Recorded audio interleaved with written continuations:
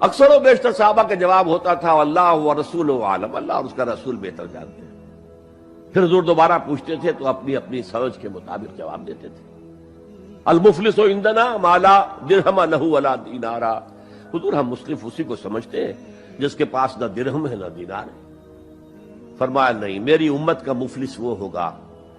جو قیامت میں حاضر ہوگا تو نمازوں کی بھی بہت بڑی گٹھری لے کر آئے گا، روزے بھی ہوں گے، عمرے بھی ہوں گے، حج بھی ہوں گے، نیکیوں کی بہت بڑی بڑی گانٹھیں ساتھ ہوں گی، لیکن حقوق العباد میں اس نے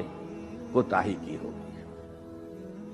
قد اکل مال ھذا، اس شخص کا مال ہڑپ کر لیا ہوگا غلط طریقے سے،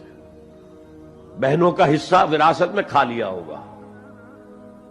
کسی پر تہمت لگائی ہوگی، کسی کی غیبت کی ہوگی، اور وہ سارے دعوے دار جمع ہو جائے، اللہ اس شخص نے میرے ساتھ یہ کیا، اللہ اس شخص نے میرے ساتھ یہ کیا، تو اس کی نیکیاں سب دے دی جائیں گی۔ اچھا بھائی وہاں کوئی اور کرنسی تو ہے نہیں کہ اتنے ہزار جرمانہ یا اتنا لاکھ جرمانہ، اچھا تم اس کی نمازیں لے جاؤ، تم اس کے روزے لے جاؤ، تم اس کے حج اور عمرے لے جاؤ، خالی ہو گیا، اور دعوے دار اب بھی باقی ہیں، تو ان کے گناہ اب ان کے حساب میں پڑنے شروع ہوں گے،